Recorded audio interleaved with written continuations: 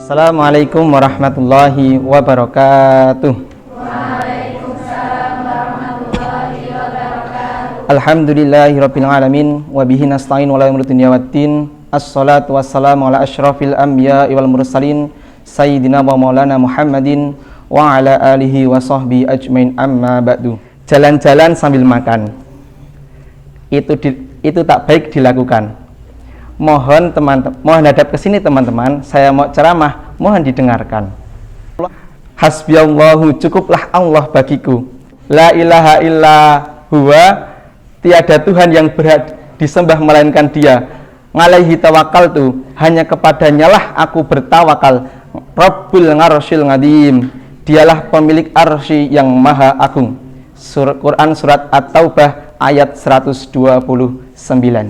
Pada kalimat ngalaihi tawakaltu, yaitu hanya kepada Allah lah aku bertawakal. Nah, bertawakal pada poin tadi, bertawakal pada kata bertawakal adalah poin yang akan saya bicarakan atau poin yang akan saya omongkan pada malam hari ini, pada kesempatan kali ini.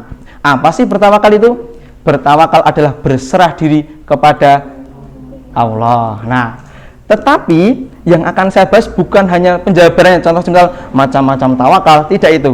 Karena teman-teman saya yang kemarin sudah banyak membahas tentang itu. Saya akan berbeda, yaitu tentang penerapan cara bertawakal. Bagaimana cara bertawakal? Apakah kita cuma langsung berserah diri kepada Allah? Tentulah tidak. Bagaimana caranya? Yaitu ada step-stepnya sebelum kita bertawakal.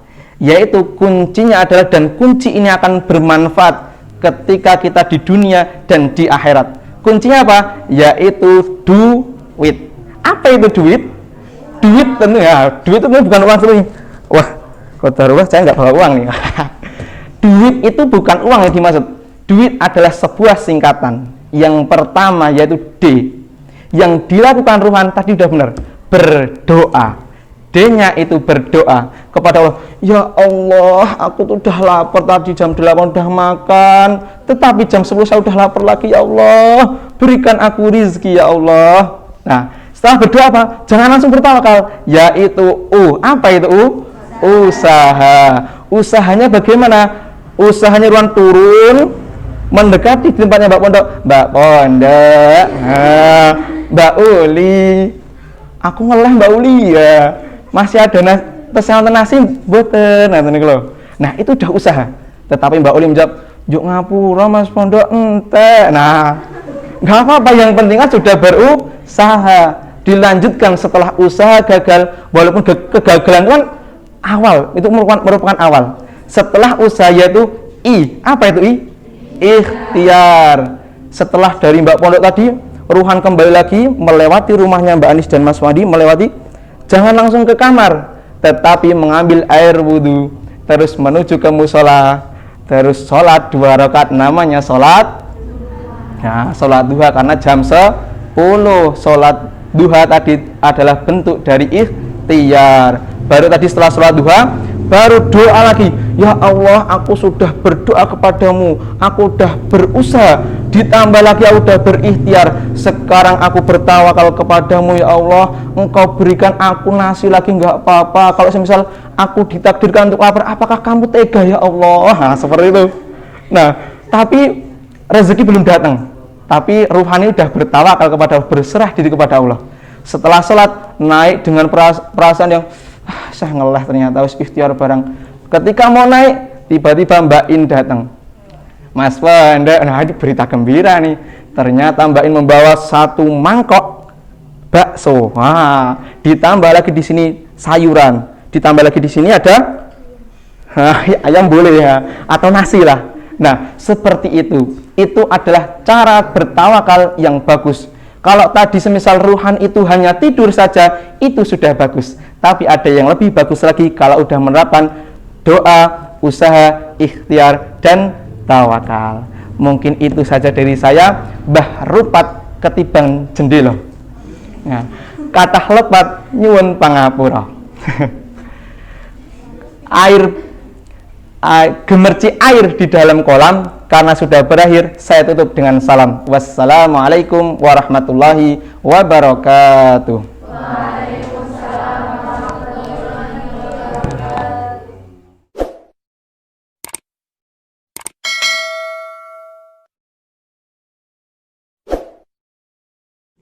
Assalamualaikum warahmatullahi wabarakatuh.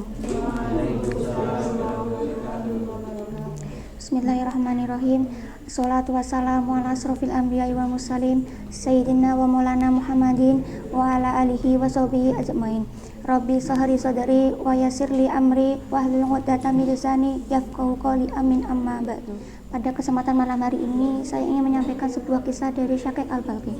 Pada suatu ketika Syekh Al-Balqi meminta izin kepada guru sufi besar yang bernama Ibrahim bin Adham untuk bekerja dan berdagang beberapa minggu ke depan. Baru 3 hari berlalu, Ibrahim bin Adham dikejutkan dengan kedatangan Syekh Al-Balqi. Keheranan menyergap Ibrahim bin Adham. Ada apa gerangan sang murid kembali lagi? Bukankah ia memberikan izin kepadanya untuk bekerja beberapa minggu ke depan? Syekh Al-Balqi pun menjawab, wahai guruku, di tengah perjalanan dagangku, aku menyusuri sebuah desa di tengah gurun pasir. Aku melihat seekor burung kecil yang patah sayapnya. Burung besar pun tidak dapat terbang dan mencari makan. Akan tetapi tiba-tiba dari arah langit datanglah seekor burung besar yang membawa makanan di paruhnya. Burung besar tersebut langsung menyuapi burung kecil yang patah sayapnya. Ibrahim bin Adham pun memberikan petuah kepada Syekh Al-Balqi. Seperti itulah seharusnya manusia berbuat, saling menyayangi di antara mereka. Seperti halnya burung besar yang engkau lihat dalam perjalanan dagangmu. Tetapi mengapa engkau meninggalkan guruku? Aku berpikir, bukankah Allah yang memerintahkan burung besar untuk menyuapi burung kecil yang patah sayapnya, juga mampu memberikan rezeki dimanapun dan kapanpun aku berada. Aku akan meninggalkan seluruh usaha perdaganganku dan berdiam diri di masjid untuk beribadah kepada Allah. Pasti Allah akan memberikan rezeki kepada hambanya, jawab Syekh Al-Balqi.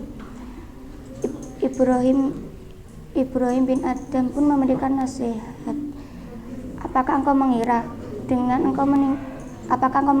beribadah dan meninggalkan seluruh usaha perdaganganmu, engkau akan mendapat niscaya ridho Allah? Mengapa engkau tidak meniru burung besar yang memberikan makanan kepada burung kecil yang patah sayapnya? Apakah engkau belum mendengar sabda Rasulullah, tangan di atas lebih baik dari tangan di bawah?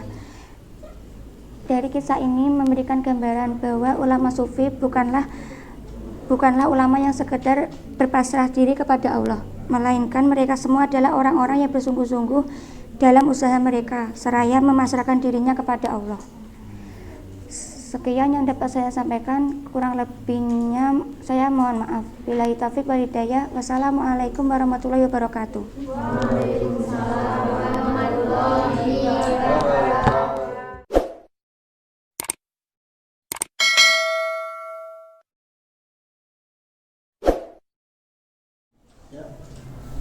Assalamualaikum warahmatullahi wabarakatuh. Waalaikumsalam warahmatullahi wabarakatuh. Assalatu wassalamu ala asrofil anbiya'i wal mursalin wa ala alihi wa sahbihi ajmain, amma ba'du. Rabbi ishrah li sadri wa yassir li amri wahlul 'uqdatam min lisani yafqahu qawli. Kula teng mriki ajeng nyritakake belajar tentang cerita dan memanfaatkan dari kisah Nabi Yakub. Nabi Yusuf adalah anak dari Nabi Yakub.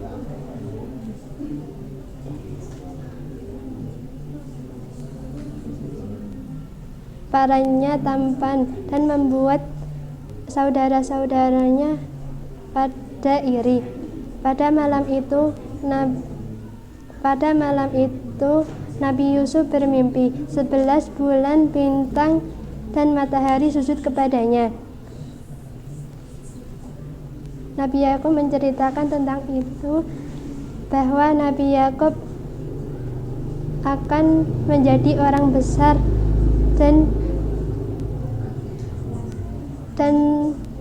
keluarganya termasuk ayah, ibu, dan 11 saudara akan tunduk kepadanya. Saudara-saudaranya pada iri dengan Yusuf dan merencanakan untuk melenyapkan Nabi Yusuf. Saudaranya melenyapkan di dalam sumur.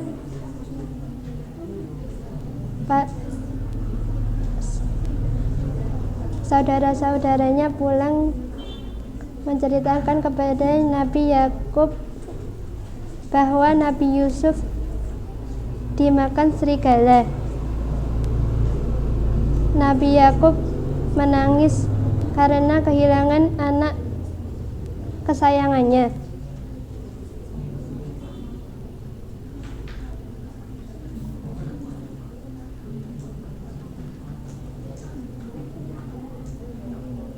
Dan berhari-hari menangis dan matanya menjadi buta. Sementara itu Yusuf yang di dalam sumur tetap hidup berkat lindungan Allah SWT, hingga kemudian ada rombongan kafilah untuk mencari air, tapi yang ditemukan adalah pemuda yang tampan dari dalam sumur. Yusuf pun dibawa oleh kafilah untuk dijual sebagai budak, kemudian menjadi pelayan di rumah Raja Al-Aziz. Bertahun kemudian Yusuf tumbuh menjadi tampan, dan hingga istrinya Raja Al-Aziz yang bernama Zulaikha merasa tertarik dan berusaha menggodanya. Akan tetapi Nabi Yusuf bergeming dan tidak meladeni godaan Zulaikha, hingga Zulaikha marah dan menfitnah Nabi Yusuf, dan Yusuf dimasukkan ke dalam penjara. Nabi Yusuf terus berusaha menjalani hidup bersabar, menjalani hidup di penjara. Setelah itu Raja Mesir bermimpi melihat 7 ekor sapi gemuk dimakan oleh 7 sapi kurus, dan 7 butir gandum yang hijau dan 7 butir gandum yang kering. Nabi Yusuf pun berkata bahwa negara Mesir akan mengalami 7 kali masa subur dan 7 kali masa pencaklik. Raja merasa senang, dan tafsirah mimpi tersebut Yusuf dibebaskan dari penjara, dan ketika tafsir mimpi tersebut menjadi nyata, dan Nabi Yusuf diberi tugas untuk menjaga makan selama masa pencaklik. Ketika masa kemarau tiba, seluruh wilayah di Mesir terkena dampaknya, termasuk perkampungan di mana keluarga Nabi Yusuf tinggal. Mereka pun datang ke Mesir untuk meminta bantuan bahan pangan. Nabi Yusuf melihat saudara-saudara, tapi saudara-saudaranya enggak melihatnya, dan Nabi Yusuf melakukan sebuah trik kecil. Yusuf menyuruh saudara-saudaranya untuk membawa Bunyamin. Kalau tidak, mereka pulang tidak membawa apa-apa. Saudara-saudaranya menuruti permintaan Yusuf dan izin pada Nabi Yakub untuk mengizinkan kalau Bunyamin untuk dibawa ke Mesir, dan saudara-saudaranya pulang. Yusuf memasukkan piala ke karung yang dibawa Bunyamin. Bunyamin ditahan di ibu kota itu, dan Nabi Yakub kehilangan anak bungsunya, saudara, dan kembali ke Mesir untuk meminta untuk mengembalikan Bunyamin. Dan Nabi Yusuf enggak tega melihat keadaan Nabi Yakub.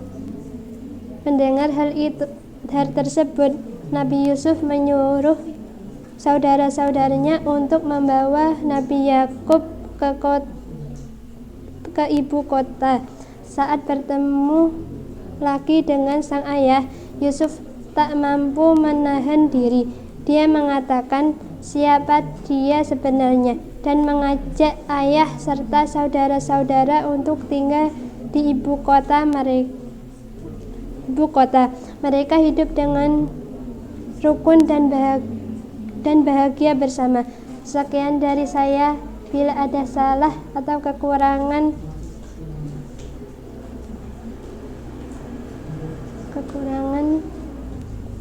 billahi taufik wal hidayah. Wassalamualaikum warahmatullahi wabarakatuh. Waalaikumsalam warahmatullahi wabarakatuh.